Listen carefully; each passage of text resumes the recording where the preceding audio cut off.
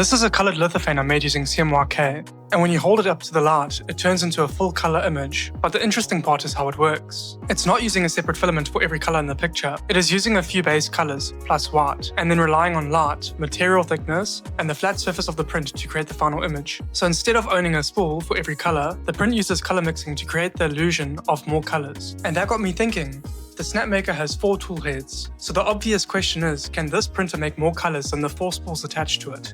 That is where Full Spectrum comes in. In Snapmaker Orca, or Snorker as we keep calling it, Full Spectrum creates virtual mixed filaments by alternating between your loaded colors. But unlike this lithophane, where color mixing happens through a flat image surface and light passing through the print, Full Spectrum is trying to create color blends on normal 3D prints by using the walls and the layers of the model. So today I wanted to test how well that actually works. Can the Snapmaker U1 make useful colors from just a few filaments? And more importantly, does it look good? Let's find out. Full Spectrum is basically a way of creating extra virtual colors. So instead of only having cyan, magenta, yellow, and white, the slicer can create additional colors by alternating between those physical filaments. On paper, that sounds amazing. 4 colors in, many colors out. Very fancy, very futuristic, and also slightly dangerous because this is 3D printing and it cannot be just that simple. The biggest thing I learned very quickly is that filament choice matters a lot. This is not just about loading any random red, blue, yellow, and pink and expecting perfect results. The filament needs to allow some color influence from the layers around it. Things like opacity, transparency, color strength, and TD all start to matter. With the lithophane, this is very easy to understand because the whole print relies on light passing through it, but with Full Spectrum, it is a bit sneakier. The slicer is trying to use thin walls and layer changes to make the colors appear blended on a normal 3D print, so the material has to cooperate, and my first print clearly showed that. For the first test, I did what any responsible 3D printing scientist would do. I used whatever filament was already closest to me. Very professional. I started with the included Snapmaker PLA filaments. I had their red, yellow, and a light blue that I had on hand. And I wanted to see if Full Spectrum could create some nice mixed colors from them. And technically, it worked. The printer printed, colors changed, things happened, but the result was not exactly clean. Instead of smooth color blending, I got very obvious color separation. The layers were easy to see, and the print looked more like stacked bands of color than actual mixing. It had a strong, "Hello, I'm a layer line, and I'd like to introduce myself" energy. So the first lesson was simple.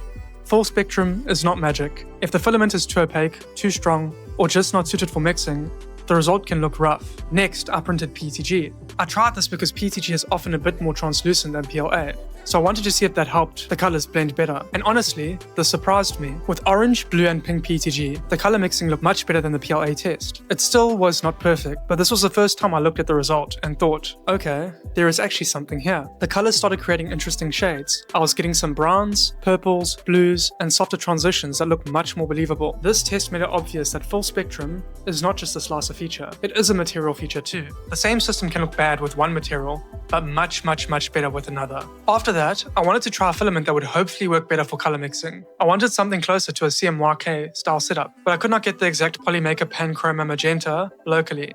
A local company recommended Celestial Pink, so I picked one up. And this is where things got awkward, because on paper the filament had a high TD, so I thought it might work well. But in real life, it was barely pink. It was more like a sharp glitter pink that only shows up when the lighting feels generous. And if your magenta is not really magenta, your whole color mixing setup is already in trouble. Pink is apparently a very flexible term. The blue and the yellow actually mixed very nicely, and that was probably the cleanest part of the test. But the pink was not strong enough to create the colors I was hoping for. So this test taught me 2 things. 1, the filament type matters. 2, the actual color strength of the filament matters just as much. But there was one really cool discovery. Because that pink had glitter in it, I noticed that the glitter started carrying into the mixed colors. So even when it was blending with the other colors, the shimmer still came through. That got me thinking about mixing, not just colors, but effects. What happens when you mix normal PLA with glitter PLA, or silk PLA, or even dual color PLA? This is something I'd really like to test in the near future.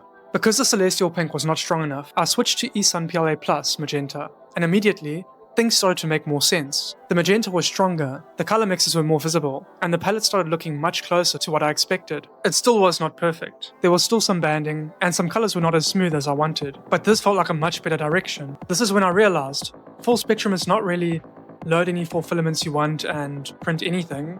It's more like load the right colors with the right transparency, the right strength, and the right expectations.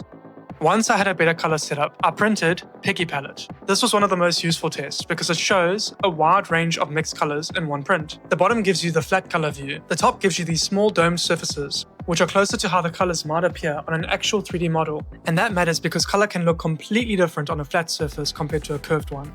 The flat side is good for judging the basic color, but the domes show how it behaves with low light, curves, layer lines, and surface reflections. Some colors looked very nice, others looked okay, and some looked like they were going through an identity crisis. But overall, this was the first print that really helped me understand what full spectrum is doing. It also showed how important white is. Just like with the lithophane, white plays a big role in controlling brightness and softer colors. Without white, colors can be too contrasted. With white, you can create lighter shades that are much more usable. That is where the lithophane and full spectrum started connecting in my head. They're not doing the same thing, but they are chasing a similar goal. Use a small set of base colors to create a wider range of visible colors. Next, I tested gradients. This is the part I expected to be really impressive, because gradients feel like a perfect use case for full spectrum.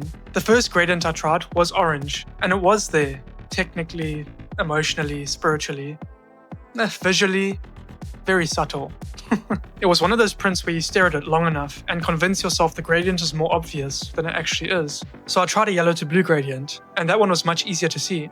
The idea definitely worked better there. But then I noticed some surface artifacts on the outside of the print, even with normal grid info. So instead of getting a perfectly clean gradient, I got a gradient with some terms and conditions. This is one area where I think the feature has a lot of potential, but the workflow still needs a polish. I would love a more visual gradient editor where you can drag color stops, choose the transition, and immediately see what the print is going to do. Right now it works, but it feels a bit hidden. So then I tried making a manual gradient. Instead of relying only on the built-in gradient feature, I used the color pattern entries, and I had AI help generate the layer sequence, and it worked. But the funny thing is, you do not really see the result properly until after slicing. So you set up the pattern, slice it, and then you check the preview to see whether you made art or chaos. Do not panic, or panic a little. That is also part of the 3D printing experience. The manual method gave me more control, but it also proved that full spectrum could be much more beginner friendly. The power is there, the workflow just needs to catch up. After the palettes and gradients, I wanted something more real, so I printed a Benchy.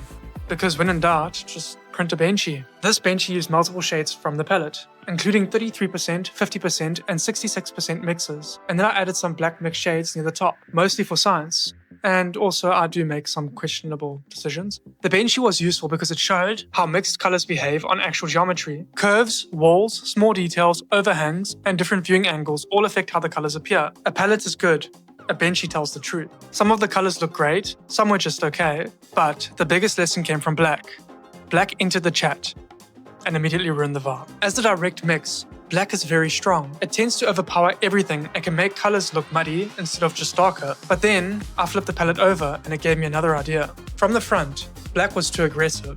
But from the back, I started wondering if black might work better as a backing color instead of a direct mixing color. What if the outside wall stayed the visible full spectrum color, but the inner wall was a different color? For example, white on the inside could make the colors look brighter, black on the inside could make the colors look deeper, gray could control the tone, and other colors might warm or cool the final appearance. This could be very interesting. Outer wall for the visible color, inner wall for the backing effect. This is something I really want to explore later, and it might even be worth modifying the slicer for, because right now, full spectrum overrides some of the normal filament choices. But imagine a proper backing mode, full spectrum on the outside, your backing color on the inside, you'd be able to control more shades and have more control over the filament colors. Black might not be useless after all, it's just not a team player at this TD. For a real world test, I printed this little knitted chick. The idea was to pretend that I did not own green, orange, or purple filament, which is not hard, because with the amount of filament I've been buying lately, I don't even know what I have.